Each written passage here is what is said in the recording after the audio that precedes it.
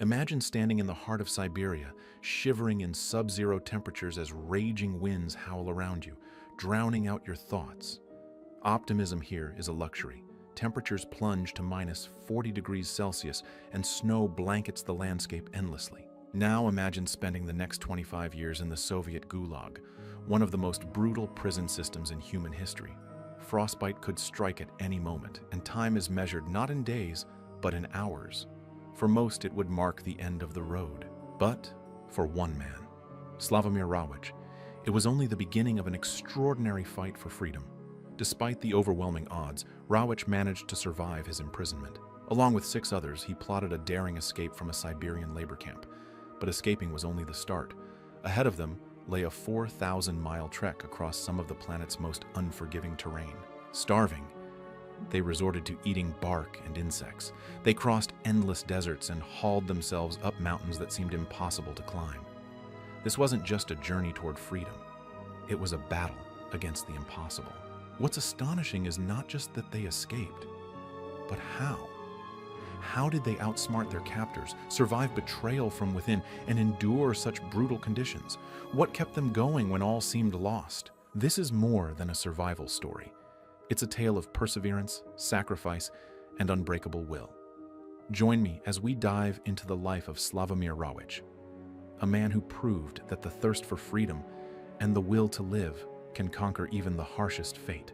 In 1939, as World War II exploded across Europe, Rawicz, a young Polish cavalry officer, was caught in the chaos. He became a target of the Soviet Union, one of the most repressive regimes in modern history.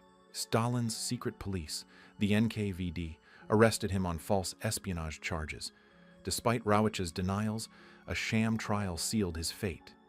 He was sentenced to 25 years in the icy hell of Siberia, a place where guilt and innocence meant nothing. Even the journey to the Gulag was a nightmare. Cramped into overcrowded boxcars with dozens of others, Rawicz endured weeks of freezing temperatures, hunger, sickness, and despair. When the train finally stopped, he found himself at Kalma work camp, deep within the Siberian wilderness. The cold was so intense it burned your lungs. The frozen ground felt like solid steel beneath your feet. With the sun barely rising above the horizon, shadows stretched endlessly across a landscape buried in snow. The Gulag system was designed to break people. Prisoners toiled 12 to 16 hours a day, cutting timber, mining, and building roads across the ice. Food was almost non-existent. A slice of black bread so hard it could shatter teeth, and a thin soup that barely warmed your stomach. Starvation was constant. Disease, typhus, scurvy, claimed more lives than bullets. Nights were spent huddled in wooden barracks, breath visible in the freezing air, thin blankets offering no real warmth. Death was everywhere. The relentless work and brutal winters took their toll. Many simply gave up, their spirits crushed under the weight of endless suffering. Escape seemed impossible. The camp was surrounded by hundreds of miles of snow-covered forests, frozen rivers, and deadly mountains. Even if someone slipped past the guards and dogs, the wilderness alone could finish them. But Rawicz was different. He saw a sliver of hope where others saw none. Observing the guards, noting their routines, and quietly searching for allies, he began to plan. The odds were terrible, but Rawicz knew one thing: to stay was to die. And if there was even the smallest chance to live, he had to take it. When Rawicz and his companions began whispering about escape, most believed it was suicide. The idea was mad, reckless. But for Rawicz, hope burned brighter than fear. Against all odds, he made the decision that would change his life forever. He would break free from the impossible and set out on a journey that would stretch the very limits of human endurance. It was 1941. On a bitter Siberian night, the labor camp was shrouded in silence. The guards, weary from the brutal cold and endless routine, let their guard down. For Rawicz and 6 other prisoners, the moment had come. Moving like shadows into the forest, they slipped past barbed wire with nothing but determination in their hearts. Their plan was simple: head south, survive, and never look back. But they had no maps, no real supplies, and no clue what lay ahead. What followed was every bit as harrowing as the camp they fled. Their first test came immediately: the vast frozen wilderness of Siberia. Snow stretched endlessly in every direction, broken only by the occasional bare tree. The cold was so intense that even sweat turned to frost on their skin. Every step through knee-deep snow drained their strength, and frostbite stalked them mercilessly. Nights offered no escape. Beneath a sky black as ink, they huddled for warmth, trembling as death hovered nearby.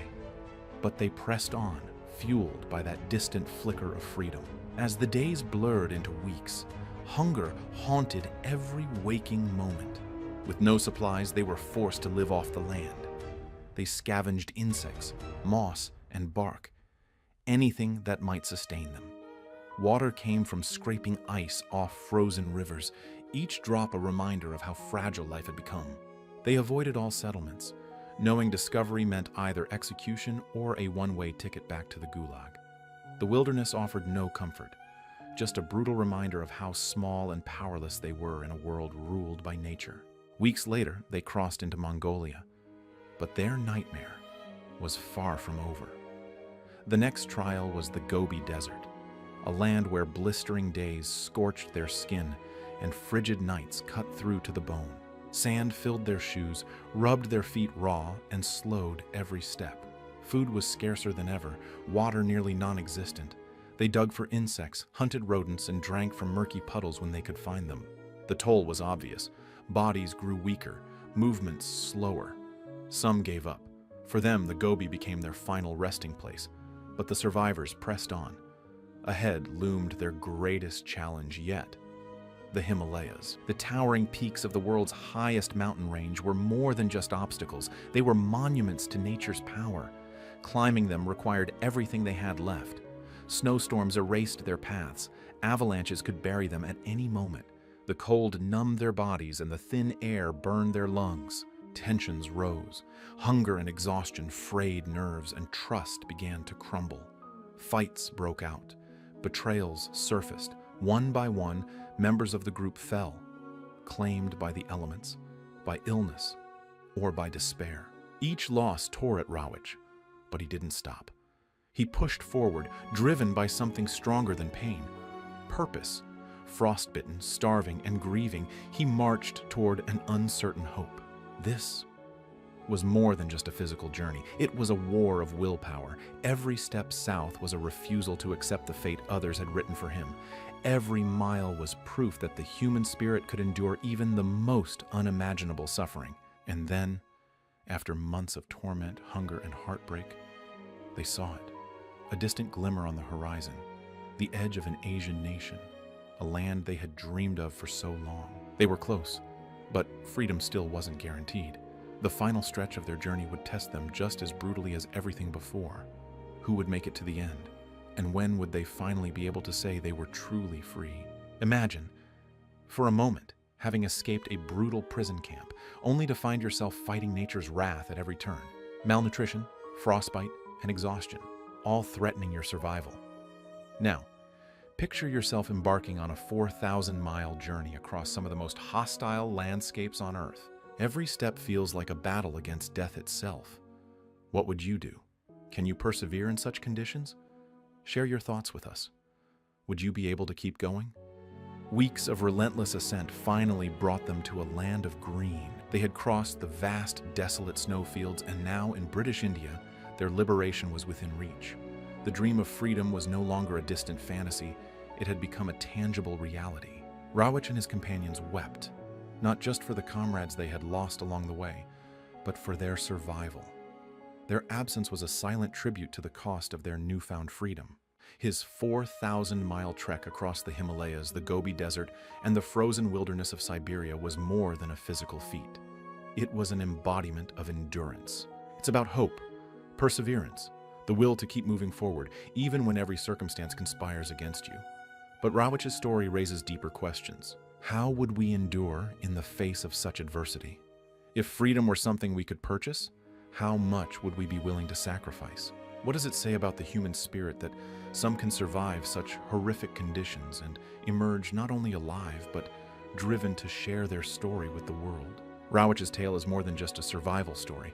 It's a testament to the strength of the human will and the lengths to which people will go in search of freedom. It's a story that inspires, yet challenges us to consider what we might do in similar circumstances. How would you handle what Rawicz endured? If you've made it this far, we'd love to hear your thoughts. Could you accomplish what he did? How has his story affected you? Share your reflections in the comments below. And if you're moved by this incredible tale of courage and survival, don't forget to subscribe for more stories of bravery, perseverance, and the unbreakable human spirit. This isn't just the story of one man. It's about the courage to fight for freedom, no matter the cost. Join our community of people who are passionate about these inspiring true stories. Together, we can preserve them and keep the legacy of resilience alive.